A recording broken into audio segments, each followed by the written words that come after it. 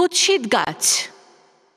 এক বিরাট জঙ্গলে নানান রকম ছোট বড় গাছ ছিল, যেমন ধরো আম, নিম, বট, অশ্বত্থ, শাল, সেগুন ইত্যাদি ইত্যাদি।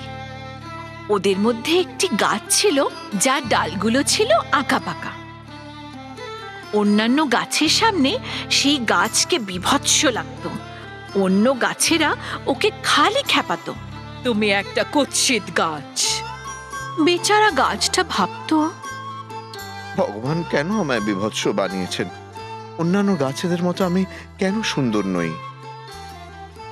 একদিনের কাঠুরে কাঠ কাটতে এসে সে বীভৎস গাছটাকে দেখল। তারপর সে ভাবল, এই ব্যাকাচোরা গাছটা আমার কাজে লাগবে না, আমি বরং অন্য ভালো গাছগুলো কাটি। তাই ওই গাছটাকে ছেড়ে কাঠুরে অন্য সমস্ত গাছ কেটে ফেলল।